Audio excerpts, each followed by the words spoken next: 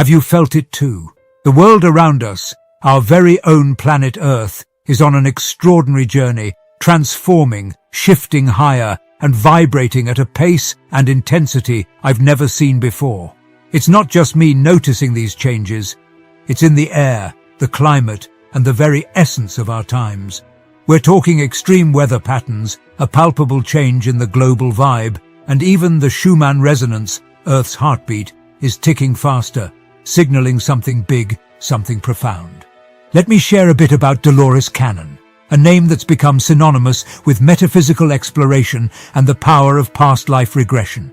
Dolores, through her deep transformative sessions, unearthed a pattern, a consistent narrative from people all over the globe. It's as if everyone from every corner of the world is feeling it too. A shift, a split in our collective consciousness. This split, as Dolores saw it, isn't just any change. It's monumental, a crossroads for humanity, offering us two distinct paths. Imagine standing at a fork in the road of reality itself. One path spirals up to a higher, more vibrant state of being, a new Earth, as Dolores called it, while the other continues on, much like our current world, filled with conflict, limitations, and the same old struggles. Now, you're probably wondering, what's behind this split? And more importantly, how do we spot it in our own lives? The key, I've come to realize, lies in our collective consciousness and in the choices we, as individuals, make every day. As more of us wake up to our true selves and our infinite potential, there's a noticeable shift in the planet's energy. This shift isn't just metaphysical mumbo-jumbo, it's real, creating a vibrational divide between those who choose to embrace love, compassion, and unity, and those who remain ensnared in the fear-based energies of our old world. It's happening everywhere, affecting everything. Our environment, our societies, even the political arena. It's as though reality itself is being rewoven. Two main forces are at the heart of this split. First, there are people in power who, whether they know it or not, play a big part in keeping this gap between us. There are both visible and invisible forces at work that are changing everything about our world. I'm sure that the people in charge, who are pulling the strings of our global marionette show, are well aware of the danger that a united humanity poses to their control. They hold on to their positions of power by sowing seeds of division, changing stories, and creating an environment of dependence. An awakening around the world is a sign of hope on the other side of this coin. I'm seeing people shake off the dust of old beliefs and the chains of stories they've been told and believed without question. A lot of people are breaking free and looking for truths that resonate at a higher frequency. Sometimes they find them. The people in this group are the first to align with the vibration of what Dolores saw as the new Earth. They are bravely entering the fifth dimension. Still, a stark contrast shows up in the midst of this awakening. There are still a lot of people in our human family who are safe and comfortable in the arms of the government and institutional promises of care and protection. This split in our collective minds is like a grand canyon growing between us.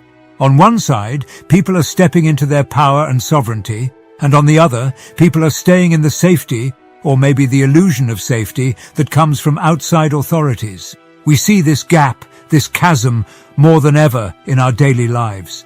We can feel it in the tense atmosphere of our politics and society. It's as if the universe has set the stage for a huge battle between the forces of unity and division. But there is a golden chance for deep growth and change, hidden in what seems to be a conflict.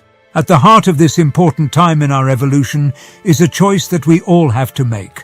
Do we think that other people should decide what we do with our lives, or do we keep going down the failed path of division? The decision needs to be made as soon as possible because the gap is getting bigger. We've reached a major turning point in our journey. The decisions we make now will affect not only our own futures, but also the futures of all people on Earth. There's no need to spread fear or paint a picture of doom. Instead, it's a reminder of how important it is to live in the present moment and make choices that are in line with a higher way of being.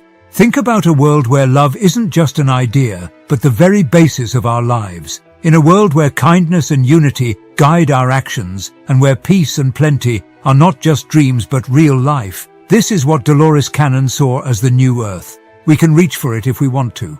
The idea of the new Earth is more than just an idea. It has both a vibrational essence and a real world. In this place, people have risen above ego and fear, which have been major themes in our history. This evolution isn't about running away from the problems in life. It's about rising above them, rooted in the truth of our inherent divinity and letting that higher understanding guide our lives.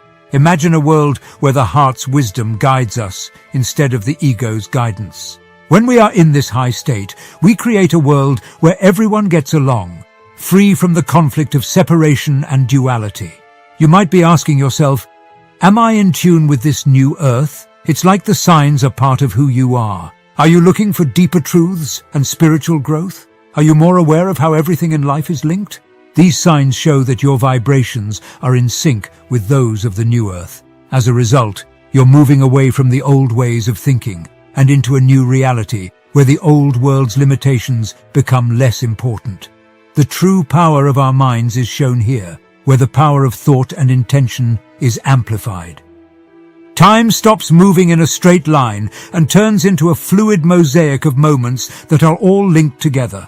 Dolores Cannon talked about the ripple effect of each person's awakening and how each journey of enlightenment adds to the wave that raises everyone's consciousness. It serves as a reminder that our individual efforts to learn and grow are not separate from and are an important part of the larger story of human progress toward a better, more united future.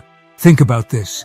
Every time you choose love over fear, empathy over judgment, and unity over division, you're not only changing your own life, but you're also sending waves of good energy into the universe. As we move through this journey of divergence and get closer to a turning point, it's important to remember that this change will not be easy. This world might make you feel uncomfortable, test your resolve, and make you want to go back to the safety of your familiar surroundings. The path to ascending and moving into higher realms is not a straight line. Just as you get past a problem or give up an old habit, life may throw you situations or people that test your patience and bring up feelings that you thought were asleep. This isn't a sign of failure. It's a normal part of growth. These trials are not roadblocks. They are doors to more self-awareness and growth. They show us the parts of ourselves that need healing and more change, and they ask us to reaffirm our commitment to a path of higher awareness. We are basically letting go of old selves, beliefs, and ways of living that don't serve our highest good anymore. It can be hard, even painful, to go through this process of shedding and becoming.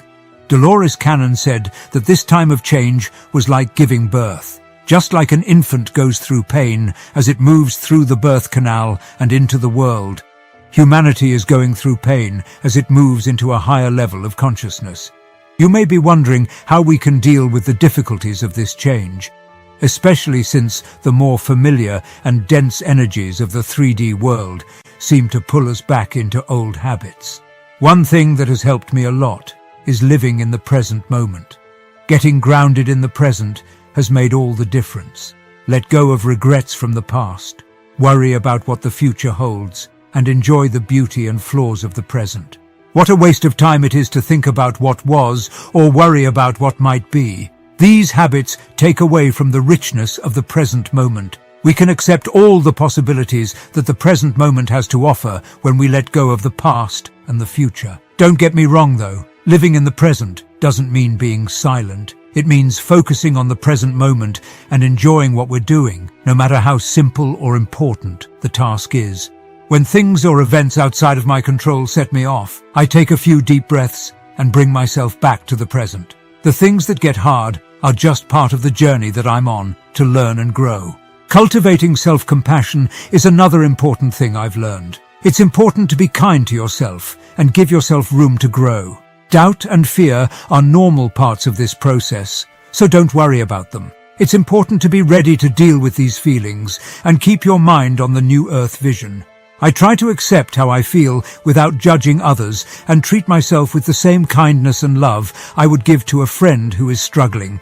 Detachment is another practice that has helped me a lot. It has changed everything for me. It helps me stay calm and balanced even when the world seems to be spinning out of control. Being detached doesn't mean I don't care or am no longer interested in life. Not at all. It's about not letting the chaos around me change how I feel inside. My life has taught me not to let the storm of emotions they can cause get the best of me when they happen.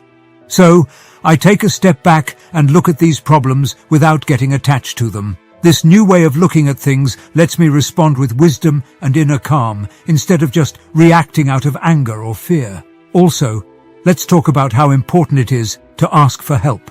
Truth be told, there is a whole group of people out there, just like you and me, who believe in the same things and want a better world.